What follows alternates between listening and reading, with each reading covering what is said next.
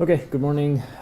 Just kind of jump into it. Got a couple of aggravated assaults. The first one I'll cover was Sunday evening. I'll preface this by saying we really don't have a whole lot of information. We were getting some conflicting information as well.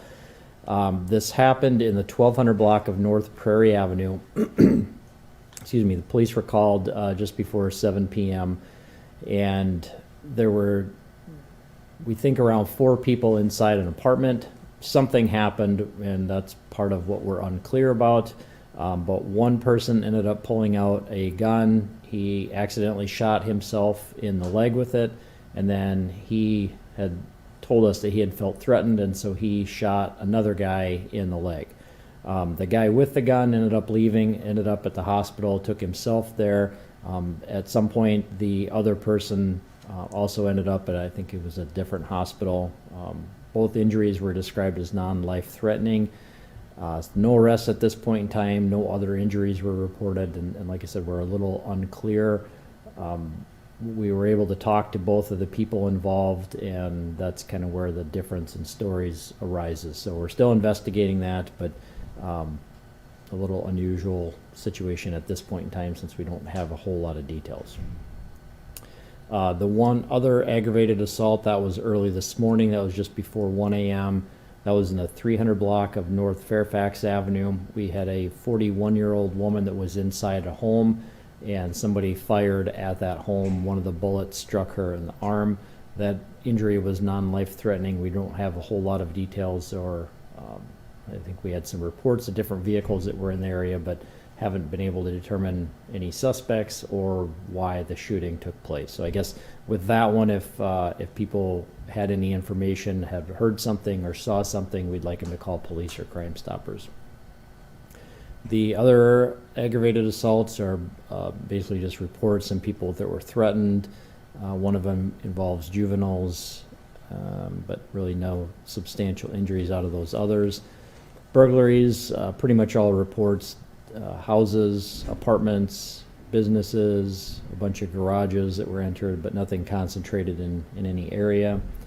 The disorderly conducts, a lot of those are just reports. Most of them are disorderly phone call reports. Nothing big from the family offenses. Frauds and larcenies are all reports. The indecent exposure, that was a guy that exposed himself to an employee inside a store. No arrests on that. We're still working to find out who he is. The man down, that was a report that was created in error, so I don't have any details for that. The robbery, the first one that was on Saturday on the log, that involves juveniles, so I'm not able to talk about that.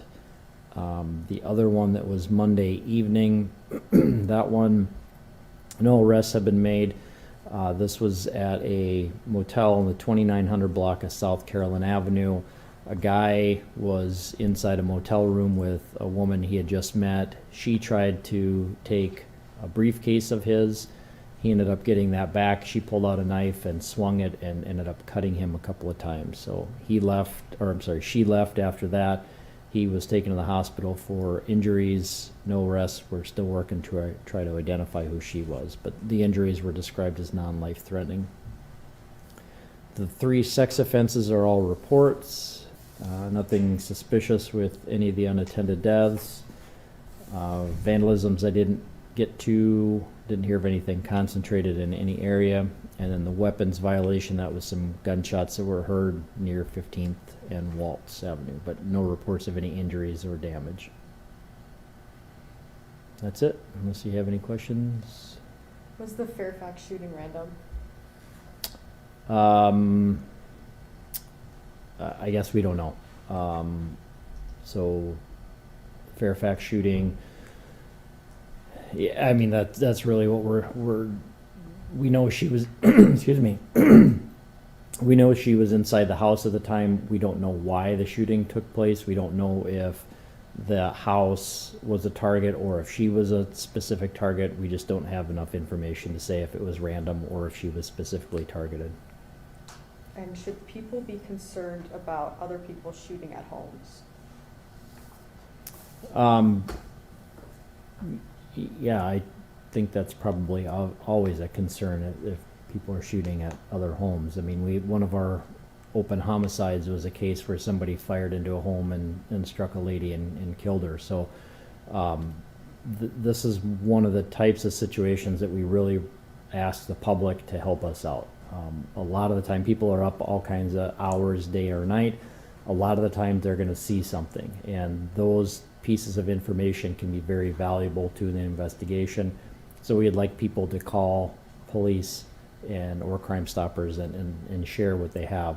A lot of the time people may not have information what led up to a shooting, but when people hear gunshots, they look outside, they see things, and those pieces of information, what they see, if it's a car, license plates are great, but even a general description can help detectives. And so those types of things are what we're looking for.